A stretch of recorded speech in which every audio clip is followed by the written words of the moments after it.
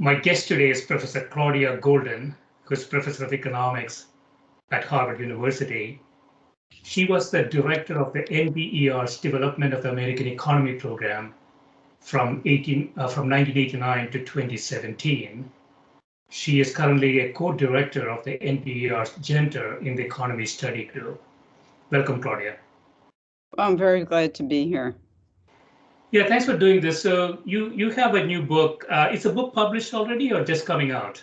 It came out about 3 weeks ago.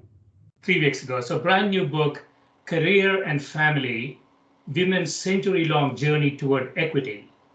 A century-long journey, Claudia. So I want to go into history a little bit, but before we do that, I want to ask you sort of a status quo question. So are we reaching equity? Are we getting closer? Where are we now? Well, we're certainly getting closer. That's why I've written the book. I've written the book because I want to emphasize that there is progress, but there are still problems. So when you say equity here, part of that is economic equity. So this problem, we know, existed for a long time, just the differential in compensation between men and women in almost every industry that you can think of. But if you rewind time back, let's say, right after the war, what was the situation then in the US? Not much different. I mean, if anything, the difference would be that education levels for women, although in the US were relatively high compared with other countries, that was a moment when they were falling back in terms of college education. The guys are going to college. It's not just the GI Bill, but it's also that parents, if they have a son and a daughter at that time, would be sending their son to do something that is, relatively expensive, something that they were going to have gains from. In terms of advanced degrees, women are at that moment are very far behind. There's a tremendous catch up somewhat later. Yeah, I grew up in South India, Claudia, and this is a phenomenon that was very prevalent there. I didn't know what the situation was in the US. So men had higher opportunities, let's say, for education, and that difference then shows up in workplace, in compensation, and so on, right? Sure, but let me just make something very clear that for the first several decades of the 20th century, women actually had greater levels of high school graduation than men in the US. The US led the world in mass education, and it also led the world in women's education. So first few years of last century, so we were ahead in terms of that gap that we see, and things sort of fell down from there. Yeah, but one has to think about what the economy was demanding of labor. So there was a huge sea change across the 20th century in the demand for brawn labor to the demand for brain labor. And sort of it's that sort of sea change that is extremely important in the rise of women in the labor force. So, for example, in the 19 teens, the 1920s, there's a huge increase in the demand for office work, clerical workers, what we now call pink collar workers. But at the time, they were thought of as it was good work. It was shorter hours, cleaner work. Women, young single women, some married women, entered the labor force in those jobs, and they could do that in the U.S. because there were extensive high schools and women were graduating from high school. But those are not the sort of jobs that are sort of really sustaining. Those are not jobs that are going to have long progressive ladders. So those are more of the dead-end jobs, but they're relatively good jobs. So it's an analogous situation today. It's a bit like call center jobs. But from an economic compensation perspective, they were compensated well compared to men. Well, the point is that there wasn't a lot of overlap. So so secretaries that sort of began, the word secretary itself means the keeper of the firm's secrets. And secretaries in the 19th century were mainly men. They became women. Within the group of secretaries, within the group of typists, typists were often paid, almost on like a piece rate system. Within the group of stenographers, there's going to be relatively equal pay, but women aren't going to become the supervisors. Women aren't going to become the managers. So the supervisors and managers still used to be men in those situations. Yeah, I think the best example would be in banks, where it would be rare for there to be women who people would see when they entered a bank. The whole notion that there are female bank tellers is a post-1940s change. It's one of the most interesting changes in the labor force, because in the 1940s, prior to the 1940s, if you entered a bank and you saw a woman, you might think, well, the bank may be, not as stable as a bank in which you entered and you saw only these men who sort of looked a little like prunes. And so what changed was that during the war, there weren't that many men, and women were put in the role of tellers. And it was discovered that, in fact, people liked the women who were tellers, and the switch was enormous. Yeah, that's really interesting. But the downside, if I understand this correctly, Claudia, the downside is that the expectations were set that is what they would do. And supervisors and managers will continue to be men. And for whatever reasons, that convention was set in, right? Yeah, so it really took a big change in terms of the ability of women to go to college, finish college, delay marriage, delay having children, but not give up the ability to have family later. And that sort of comes in the switch from what I call group 3 to group 4. And it comes in with another really very important technological advance, and that's the pill.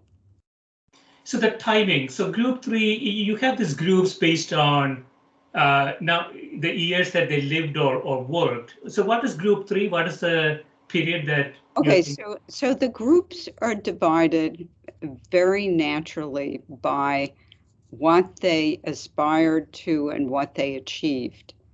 So group 1, so these are college graduate women, all of them. Group 1 had either career or family. It was a group that graduated college somewhere around the first 2 decades of the 20th century. Group 2 is a sort of a transition generation from group 1 that had very few children. In fact, 50% of that group never had children, never adopted a child. So group 2 is a transition from that somewhat extreme group to another extreme group, which is but completely different, which is group 3, which is the mothers of the baby boom. They graduated college. They got married very quickly after college. They had children very quickly after that, and they had lots of children. And in fact, in that group, so group 3 is graduating college from around the mid 1940s to the mid 1960s. And it was the subject of Betty Friedan's The Feminine Mystique. So in that group, as opposed to the first one, the vast majority of those women had families. They set their goal as family, and then they prepared themselves in college to get a job that was consistent with raising their children. And some of them even had careers. But by the time they were in their 40s, they had labor force participation rates that were in the 70% area, whereas when they were younger, they were raising their families and they had very low labor force participation rates. So group 3 is really family and then a job, teachers, librarians, administrators. And then group 4 sort of looks at this and responds and has the ability to respond to say, having a family, that's the easy part. We want equality. We want a career. And that group is graduating from college from the tumultuous 1960s until around 1980. So that's group 4. Yeah, so what happened during that transition from group 2 to group 3? What suddenly changed in society in terms of people wanting to have kids and all of that early? Is it the war, the end of the war, that actually started the whole thing? Yeah, so there is this, as I said, group 2 is this transition, this slow transition. Group 2 sort of, the beginning of it looks more like group 1 and the end of it looks more like group 3. And that transition sort of predates the war. There is sort of a move to responding to the notion that a college woman needn't have to choose between having a job and having a family. That, remember I said before that there was this burgeoning white collar sector. Well, it also affected many types of professionals. For example, journalists, editors, principals of schools, high-level administrators, middle-level managers. And so there was a sense that you needn't have to give up having a job and maybe even a career. You needn't have to give that up to have a family. And so there was this sense that you can get married, have kids, and then go on. I mean, one of the great examples from group 3 is Ruth Bader Ginsburg. I mean, she began her life, she was always extraordinary and different, but she and Marty graduated from the same university I graduated from with a BA, and that's Cornell University. And they met in college and they married very soon after graduation. They had children very soon after that. She was in law school at Harvard. He graduated and wanted to go to New York, and she left. She left Harvard and went to Columbia. And she did some of the same things that someone who was more ordinary than she would have done at the time. And then her career obviously took off. Yeah, so the group 3 says I can have both family and a job and possibly a career. So but in a very strict order. You couldn't have your little kids and work. So you delayed working until the kids were in elementary school. So to sequence it in some ways. So statistically, were we looking at equity at that point? Were we happy with just labor force participation? You say, there are more women in labor force. Everything is good. Did we start really looking at the numbers underneath that? In the 50s and 60s. So it's really the 60s that there was a sense that something was missing. So remember, that was the, it's very hard in history to separate movements. Movements seem to come together. So we had the civil rights movement, we had sort of women's liberation and women's rights, and we had the anti-war movement, and we had gay rights. And these sort of come together and become sort of stronger because there are more of them. So that is when sort of the economic questions became more interesting to at least study. In the first chapter, you talk about greedy work. What do you mean by greedy work? So let's finish the groups, and then I'll get to greedy work. So because greedy work is gonna come in, and you raise a very important question, which is, when do we start asking questions about differences in earnings and what they're due to? So group 4 says, I want career and I also want family, but I'm going to time them. I'll do career first and then family. And they sort of run out of time. The pill is really, really good for stopping contraception, but they don't have a very good way of sort of bringing it back in when they're over the age of 35, 40. And group 5 somehow realizes that something's missing and will sort of put that together, and we're not going to have career or family. We're going to have, and we're not going to have career then family. We're going to have both of them.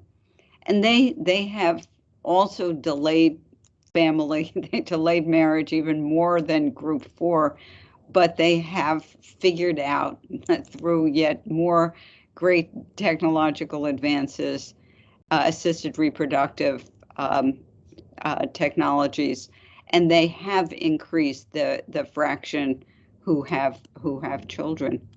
But now let's go back to equity. So in the 1960s, sorry, Claudia. So group 5 is sort of the contemporary group. Yes. So it's hard to say what people will do. So I always end group 5 as I can talk about them with women who are about 40 years old.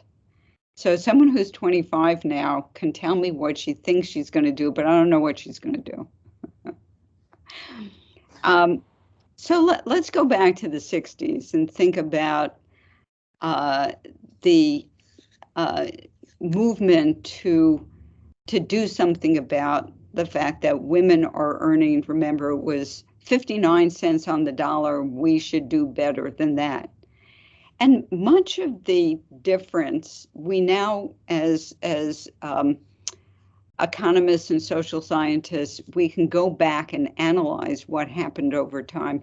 We see that in the 1980s in particular, relative wages for women versus men at all ages, relative wages increased by quite a lot. And we can look at that and parse it out, and we can see that much of the change was due to the fact that women had more education, better education. They had JDs, they had MBAs, they had PhDs, they had MDs. That increased enormously in the 1970s. They were majoring in subjects that were more relevant to the world of work and less relevant to sort of more consumption orientation. And so their earnings relative to men increased by quite a lot. In addition, they were remaining in the labor force rather than being in the labor force, leaving for 5 years, coming back in, leaving, coming back in.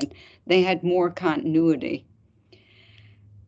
But we now see that even though we've made so much progress, there's something that seems to be resisting a movement, that it's still the case that women earn considerably less than men, and they earn less than men at a greater amount as their careers go on. So someone who is a lawyer, for example, might start out with the same earnings as the individual, a man she graduated law school with.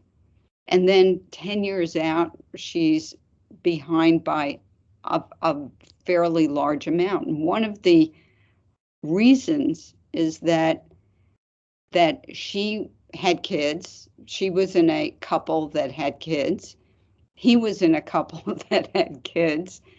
And they realized that, of course, if you take a job in a high pressure law firm, you're going to be spending a lot of hours at that firm. And I have a better definition of greedy work, but it's sort of like that. The notion is that and we can see that in lawyers because they get they have hourly rates. So the hourly rate of lawyers who work in the big firms that demand a lot of time, those hourly rates are higher than in the boutique firm, the smaller firm that she might work in.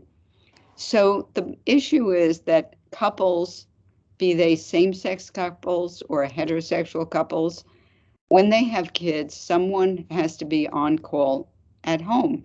That person has a full-time job, but the job can't be one in which they have to be there at a moment's notice. The job can't be one in which they can't, they have to give up weekends or evenings. And so that's the sort of greedy job. And so what we can see now is that what remains is the difference between the greedy jobs and the flexible jobs. Yeah, so there's a couple of thoughts I want to get your perspective on. One is, so the couple faces an optimization problem, and they could distribute work in an optimum way to maximize, let's say, income. But I was also wondering, from the firm's perspective, are the managers of the firm making rational decisions? In other words, the inequity that we see, is it really rational? Can it be completely explained by the absence to raise children, maybe taking part-time work? Can it be explained by all of those? In which case, the managers of the firm are, rationally maximizing shareholder value, or there's something else going on? Well, so given a certain set of fundamentals, the firm is probably making pretty rational decisions. However, place by place, time over time, these fundamentals can change. And we've seen a very large change in fundamentals in the past 20 months. We've seen suddenly that people, men and women, realize that flexibility is possible. And flexibility is, so I'll give you a good example that there are lots of jobs. So before March of 2020, there were a lot of jobs that women with children couldn't take. And they couldn't take them because they were the on-call at home parent. And these jobs, the on-call at home parent probably still works 50 hours a week often.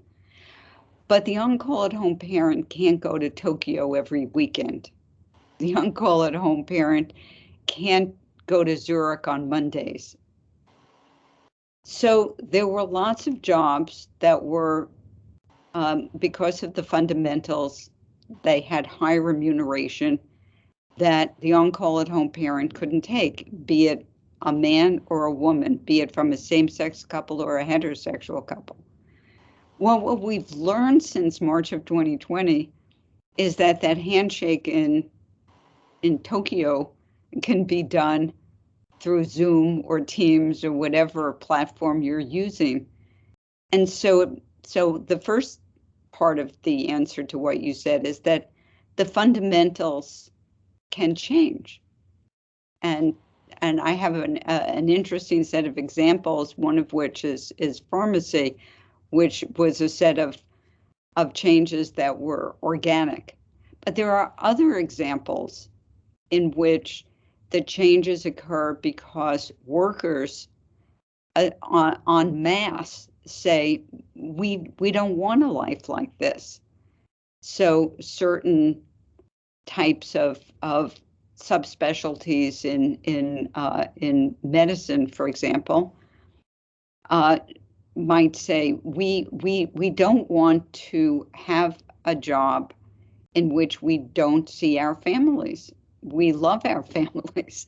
And so group practices have been put in place which allow individuals to be good substitutes for each other. Basically, if you're the on-call at home parent, all you need is one really good substitute. Right. Yeah, so flexibility always existed. The pandemic sort of showcased that to companies and people. I wrote a book in 2009, Claudia. It's called Flexibility, and I argued that there will be no companies in the future. Incorrectly, I thought every individual will become a company because you don't really have transaction costs, that high transaction costs. So all the reasons we thought existed for large corporations to form, I felt were all going away. But that wasn't true. I was completely wrong on that. 11, 12 years later, the system looks pretty much the same. And before the pandemic, you sit in a car for an hour to get to downtown. You sit in meetings for 8, 9 hours. You sit in a car again for 1 hour to come home. A lot of wasted time in all these companies. It seems like we are pushing forward with the same concept. So why do you think that is? So let me say that flexibility was always there, but it was very expensive. So it's always the case that I can, if someone is working for me and is working 50 hours a week and says, I want to work 25 hours a week, I can say, of course you can. And rather than getting half the pay, you're going to get 1/3 the pay. So it's not so much flexibility per se, it's the cost of flexibility. And so this notion that you could do the handshake in Zurich without going to Zurich really reduces the price of flexibility. Flexibility was always there. Yeah, the cost of flexibility. So there's another thing going on now, and that is, as you know, artificial intelligence. I always felt that time at work doesn't quite proxy to productivity. I mean, you could be sitting at your desk for 8 hours and produce nothing, or you could be at work for 5 minutes and produce. Sorry? That sometimes happens. That sometimes happens. And so as we look forward with artificial intelligence taking up a lot of the routine jobs, we used to have people sit somewhere and do. We may not have those types of jobs in the future. So there's a sea change going on, right, in society, really more broadly. So what do you think that will do to us?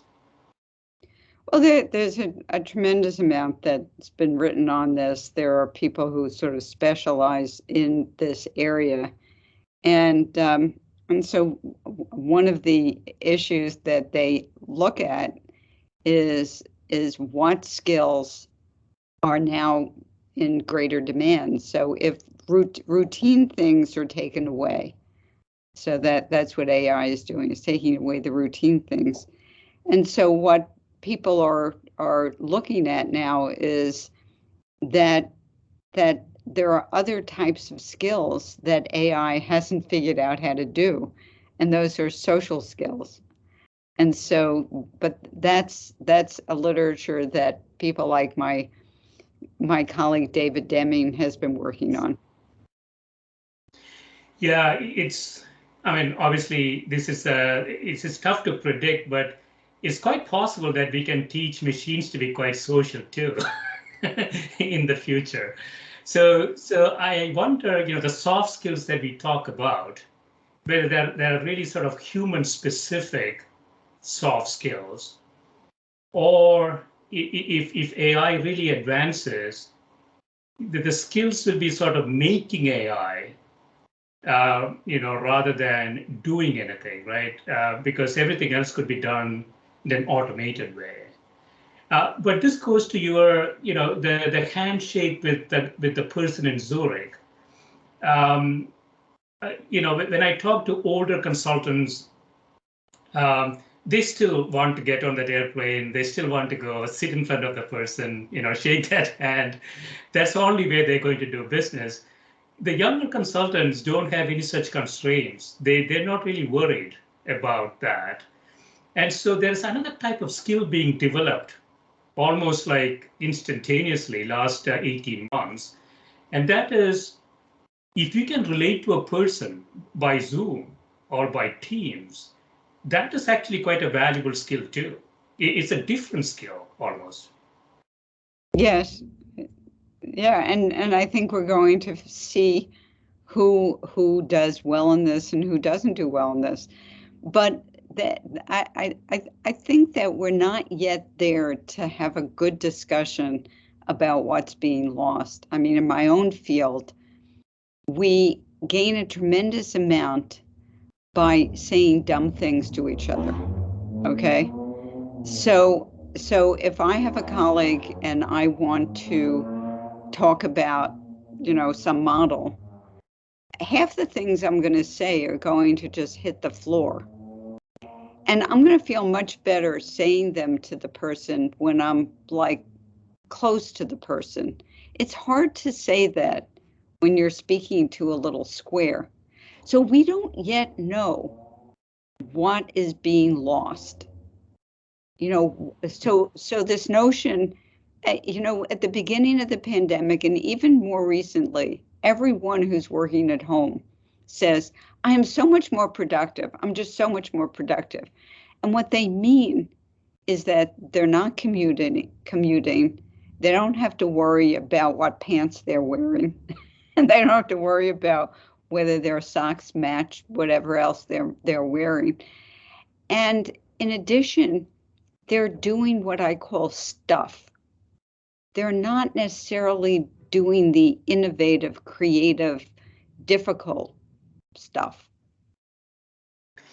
Yeah, so it will be very interesting to look at innovation rate and see if you're taking a dip in innovation rate because of this problem that we have, COVID-19. Yeah. And we won't see it, as you say, for several years into the future. The other question is, these technologies will develop further. I mean, we have, sort of basic stuff now, Teams and Zoom and all of that. We could have, more virtual reality. We could have. Yeah, I've looked into these. I know people who are working on them. So you have sort of this virtual office, and you could go over to the water cooler and you can tap someone on the shoulder and have them come with you into a little office and sit and work.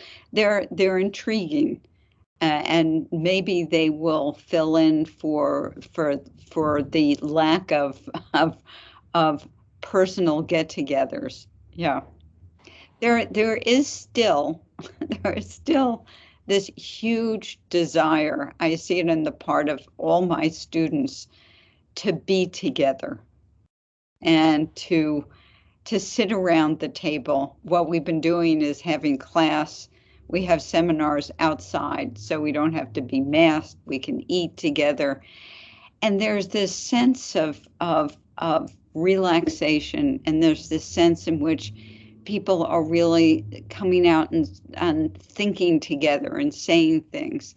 So I think we're not yet there.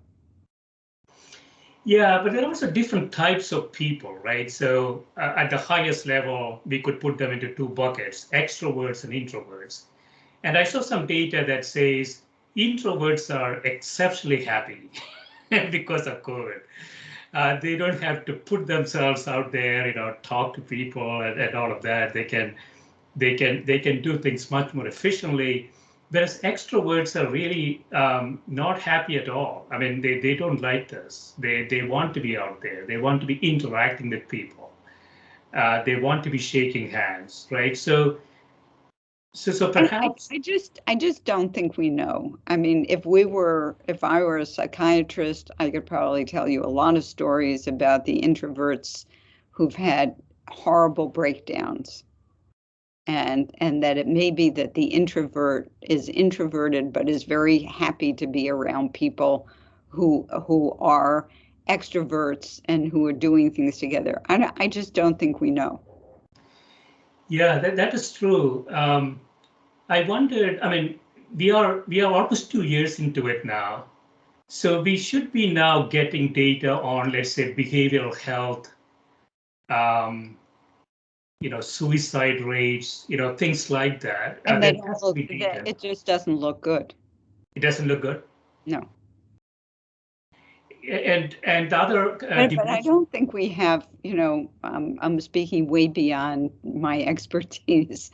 I don't think we have, we necessarily are holding enough things constant. We know that that drug overdoses and that there are many things that have gone out of control that are bad. But we don't know whether this is due to the pandemic itself or due to the fact that that people can't get to the psychiatrist. We know that the demand for counseling and psychiatric work has increased enormously.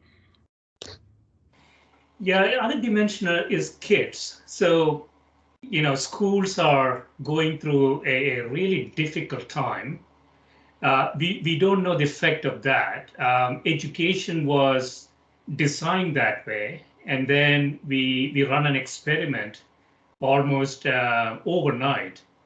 And so when those kids grow up, there has to be some impact that we see.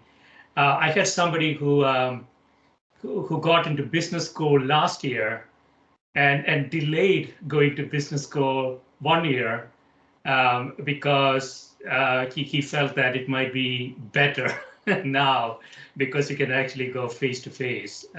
So business schools are actually quite an interesting experiment because a lot of the learning in business school, as you know, is through your peers and through classroom discussions and so on.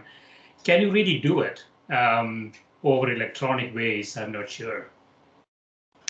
Well, one of the things that we know last year is that the only places that I know that had in-person classes were business schools. But we can't separate that from the fact that they're also one of the only places that's making money off their students. Right. And so the customer requires a product, you have to provide that product. If the customer is paying for something in person, you better deliver in person. Right. And so, so in the book you talk about if you control for all the parameters we talked about, women leaving workplace for a period of time, maybe taking less number of hours working. If you control for all of that, we still see a gap, right, between men and women compensation in the U.S.? Yes, I mean, you can take women and men who both have continuous employment, both have the same hours, and we see differences in pay and promotions and positions. And so the question is, who is the culprit? And so it's one of the ways of going about this is to say, well, the culprit is that there's biased supervisors and there's sexual harassment and there's discrimination. And my point is that there is all of that. And I would like to stomp on all of that like they're cockroaches. But my point is that even if I brought in a great big exterminator and I got rid of all of these bad actors, all of that, there would still be a difference between men and women, particularly for those who have children or other caregiving responsibilities, and there's the culprit now is twofold. The culprit is the fact that women are the ones disproportionately taking the on-call at-home jobs. And the other culprit is that the cost of couple equity is so great. If the cost of couple equity were very, very small, then couples could, as you said before, they could optimize by having jobs that allowed them to switch off in being the on-call at-home parent. And of course, even, the fact that women are taking the hit in terms of earnings and career, men are taking the hit in terms of not having the great joys of being with their children at various important moments in their lives. Yeah, so in 2009, again, Claudia, in my book, I took it in the other direction. I said men are not really, from an evolutionary and genetic perspective, not really designed to manage complex organizations, complex companies, countries, and so on, because men appear to have a little bit of a process orientation, whereas women, because they manage complex situations, appear to be more competent in management of complex systems. But we don't see that, right? If you look at Fortune 500, you look at corporate boards, you look at C-level execs, we don't see that. So why is that? Is it some sort of sort of a principal agent problem or something else going on? Well, I think the point is that having the ability to manage complex systems, it still may require, 16 hours a day for 7 days a week to do that. And once again, if you're the on-call at-home parent, it may be that you're the best person to do that, but you don't have the hours in a day and a week to do that. So it's truly a sort of a resourcing problem. Woman has only a certain number of hours that can be utilized in the job context. And I wouldn't say the woman, I would say the person who has the care responsibilities. It doesn't have to be the woman. It could be the man. Right. So in group 5, we see sort of birth rates declining all around the world. Birth rates declining, but for college-educated women, they're actually going up. They're actually going up? Okay. Yeah, so in group 4, at the end of the day, 27% of the group that was born around 1955 never had a birth. For group 5, the numbers go down to about 21%. So that doesn't say that in terms of the number of children, that isn't answering the question which we often have for total fertility rates. This is the fraction of women who ever have a birth. That goes up from group 4 to group 5. So group 4 says, I'm going to have career, then family, and group 5 says, look, you missed out. You forgot to have the kids. So we're not going to forget to have the kids, even though we're going to delay even more than you did. And they managed to do that. Yeah, so group 5 has better technology, better ways to manage the timing. I think also it's really the notion that I express that there is a sense that these are a succession of generations, each one sort of passing a baton to the next with a set of advice and warnings. And group 4 passes to group 5. Look, don't forget to have the kids. Remember that there is a moment when you're not going to be able to go back and do it. And by and large, they did it. I mean, we will see what happens now that, we've gone through a great recession and a pandemic. And so we're going to have to wait a little bit to see what happens to group 5+, let's call it. Yeah, I mean, that's a really interesting phenomenon. I would imagine this is more OECD specific, right? Where we see generally higher birth rates from group 4 to group 5. In developing world, it's sort of the other way, when you get educated. Every country has had, just about every country has had declining birth rates, and we can talk about that. But you can think about this as some economists have as a sort of a U shape that and that much of the world is going through this downward portion. So they begin with in an early period when women are they don't have careers. They are in the labor force very short periods of time, if at all. They have lots of kids. They're the ones at home. And then you move to a period in which, think about Japan and Korea, very, very rapid economic and educational change. And women are drawn into the labor force, and yet traditions aren't changing. And they're still expected to do all the work at home and even with their in-laws, let's say in India. And so they pull back on the number of kids they have. And worldwide, with the exception of sub-Saharan Africa, birth rates have plummeted. Even in Saudi, they went, from total fertility rates of about over 5 to total fertility rates now of about 2.5. So all over, but that's the sort of declining portion of the U.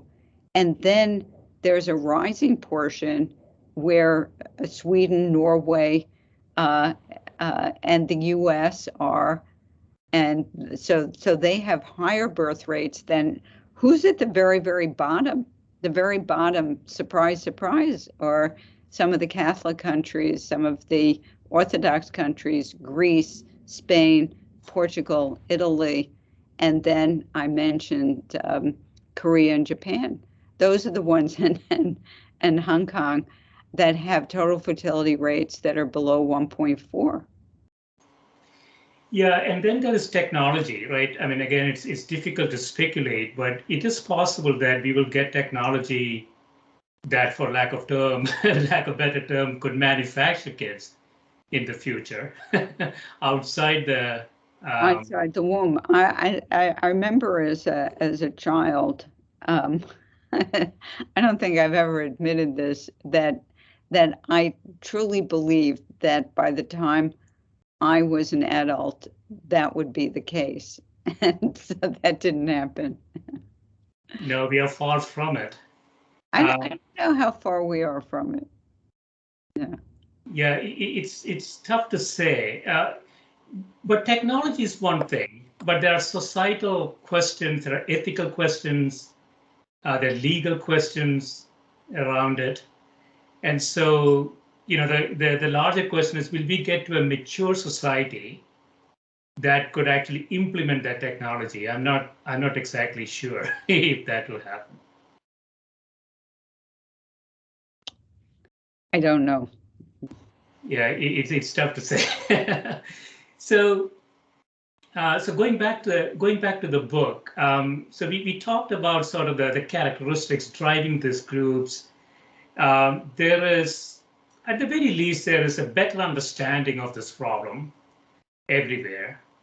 but we haven't quite closed the gap yet, right? So is this gap is sort of permanent in society? Will it ever close? Well, we've gone through a couple of solutions. So let me list the three of them. One of them is that so one of the issues has to do with the cost of flexibility, right? The other one, and I'll just list these and then I'll explain. The second one has to do with norms and traditions. Who does what? And the third one has to do with the cost of the care, be it elder care or child care, whatever it is that is the additional burden on the individual who is the on-call at-home person. And these three aspects of this, have changed. And we see in front of us and over the past, 20 months, changes in each of these. So let's go through them. The cost of flexibility, that does seem to be changing, and we'll see. We still don't know. When one tries to look at data on who's going back into the office, how many people are in offices, one gets all sorts of conflicting data. If you look at foot traffic data, you find that in many of the larger cities in America, no one's in the office. San Francisco and New York are ghost towns. I don't know what's happening in Boston, but the numbers are about between 30 and 35% of relative to what the foot traffic was to the office in before the pandemic. That's a huge decline, gigantic decline. But if you look at the current population survey and you see what fraction of people say that they're still teleworking, it's actually a lot less than you might believe from these numbers. So I just don't think, and if you listen to various CEOs and others about what they want their workers to do and what their workers are actually doing, you certainly see that there is a clash. And one example, in the city of Cambridge, everyone has been told that they have to be back in the office. Now, a lot of these people don't live in Cambridge because it's expensive to live in Cambridge. They know that there are firms that would allow them to be remote. So they're saying they're using their newfound power, and they're saying, give me 2 days at home and 3 days I'll come in. So this is still being worked out. So it's pretty clear that the cost of flexibility is changing. Now, let us hope that the person who's at home isn't only the woman, because then what we gain on the one hand, we will lose on the other. We will have created a work from home ghetto of women. The second point are changing norms. How fast are norms changing? We know that norms have changed quite a bit, and I won't go through exactly, which norms have changed. But we do see, and you said it just before, that young people have very different sense of what they want to do, and some of those young people are men. And so to the extent that they say, I want to spend more time with my family, or I want to spend more time skiing, or I want to spend more time gaming, whatever it is, it's something that's different from what the older group seems to think is appropriate. And the third thing, the cost of care. For the first time in a very, very long time, we're talking about universal, federally subsidized universal preschool. We haven't talked about that. We're also, and something that doesn't get spoken about enough, we're talking about expanding Medicaid so that disabled and elderly individuals don't have to go into nursing homes, and their daughters, and it's generally their daughters, don't have to take care of them. That's changing the cost of care. So each one of these things is moving. Yeah, so the on-call person you talked about, so if we become sort of an egalitarian, equitable society, you would see 50% of the on-call people are men, 50% are women. If that's the case, then we will not see any gender-based inequity at work at that point, right? So gender is sort of proxying this idea that women are more likely to be the on-call person at Yeah. home. If I mean, that changes, think about same-sex couples. You know, same-sex couples have the same problem with the cost of flexibility.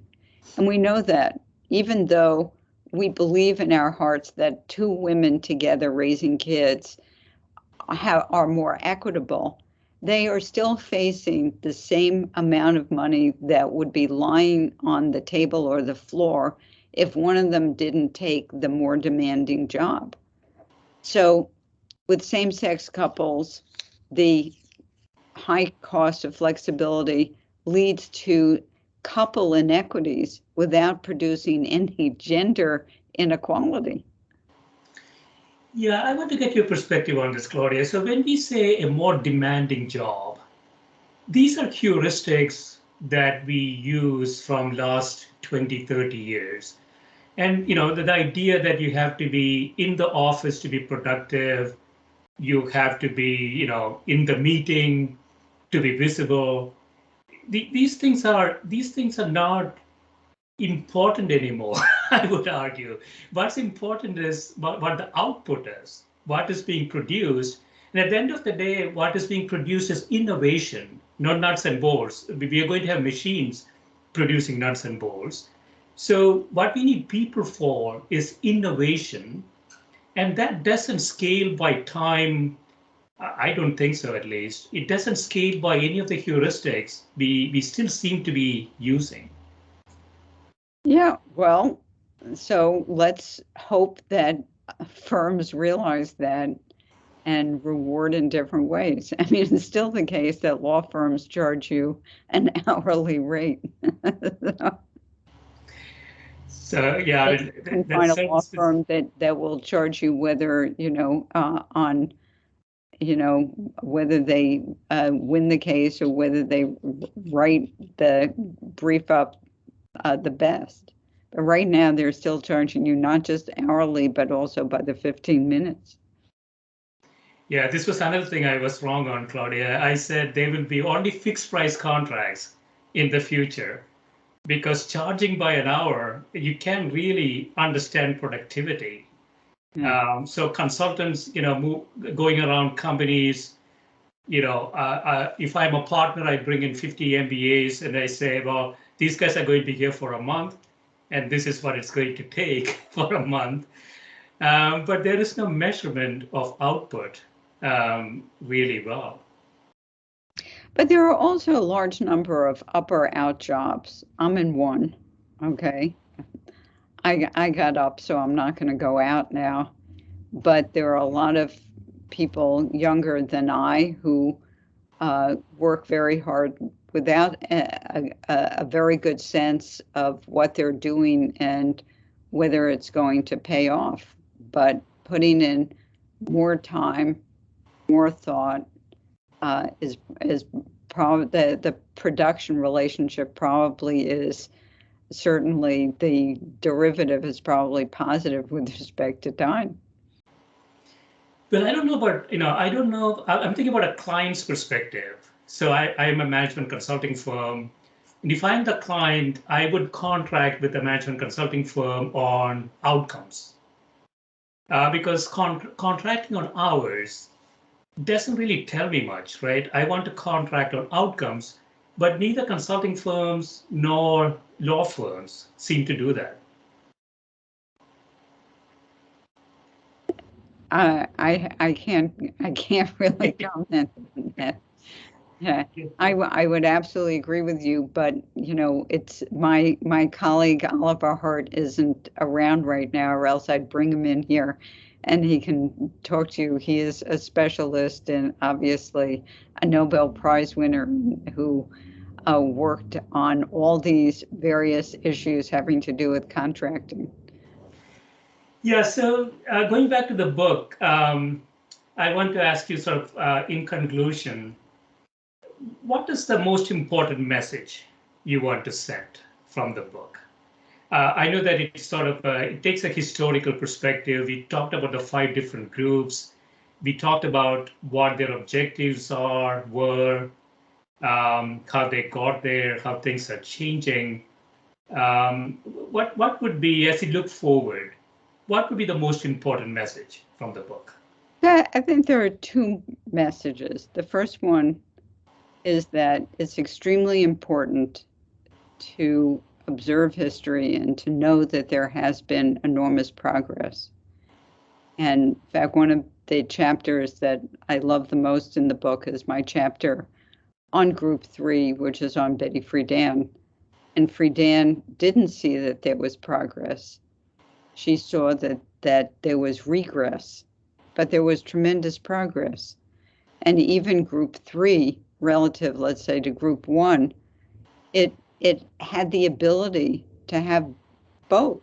There was some chance that women were going to have family and something else that was going to add to their ability to be independent and to have identity. So I think the most important thing is that there has been tremendous progress. But the second is that we're not yet there, and is to understand why we're not there and not to go around and blame it on the cockroaches. The cockroaches are bad. They're bad actors. They're biased supervisors. They're sexual harassment. They're all the bad things. But it's really the simple ways in which we make relations with the people in our families with respect to what we're given in the labor market. So it's the simple the simple things that we do at home, given the price of flexibility. And so it's every individual has to, but every woman has to say, I would like a job in which I have a very good substitute. Every man should say, I want a job in which I have at least one very good substitute. And that brings down the cost of flexibility. So I think that two things, there's been progress. We're not yet there, but the reason that we're not yet there is this combination of these three things: the cost of flexibility, the existence of these social norms, and the cost of care. Do you see, I know that you're still doing a lot of work at the NBER. Do you see some policy prescription? So the first thing that you should realize is that when the NBER was incorporated in 1920, it was incorporated with a statement that it was a non-policy organization. There is no policy at the NBER. But even if it's not NBER, but do you see some sort of a policy idea around this to accelerate progress? Like what? I don't know. I see the fact that we have this is sort of separate. We have a tax structure in the U.S. that is not very favorable to, in general, to women, because we have a tax structure in which the marginal dollar for a couple is being taxed at the tax rate, at the marginal tax rate, and so therefore if we think about secondary earners, so if we think that a man is the primary earner and that the woman is the secondary earner, if they're making fairly high incomes, her tax rate is at the highest marginal rate. So that would be one type of change, but by and large the policies that many people prescribe are probably not the right policies. So that's why I ask you what type of policy do you want me to consider? I have no clue, Claudia. Just asking. But I think that another important issue is that government can do just so much. I mean, and the three things that I mentioned, it's really the last one in terms of the cost of care. So the cost of care is something the government can do something about. You mentioned preschool, universal preschool, and so on, right? And So, that's what we're talking about in Build Back Better, as well as changes in Medicaid. Yeah. Changes in Medicaid. I mean, I'm always puzzled by the fact that education and healthcare are the two highest return activities for society. But we don't really do that, you know. So if you have the last dollar as a country, you should put that into education or healthcare, right? I mean, it's going to earn you a lot more than, I would say, infrastructure spending or any of those things. Probably. It depends upon the infrastructure. If the infrastructure has to do with clean water, I would think that we're getting rid of sewage. I would think that would be pretty high. But you might think of that as health. It's certainly public health. Certainly public health. Or vaccinations. Yeah, I didn't read the book in full, Claudia, but I really liked the parts that I read. And everybody knows the problem exists. I didn't have an idea of the historical context of this problem. As you say, things are improving, but we are not there yet. There are certain things the government could do, it looks like, especially on the cost side of care. And that might accelerate our progress toward. I mean, there are people who think that government mandates concerning, for example, parental leave, that having parental leave in which that men have a certain amount of parental leave, and if they don't use it, they lose it. There are people I know who have kids who say that the most important thing would be for men to take care of the children after about 6 or 8 months old.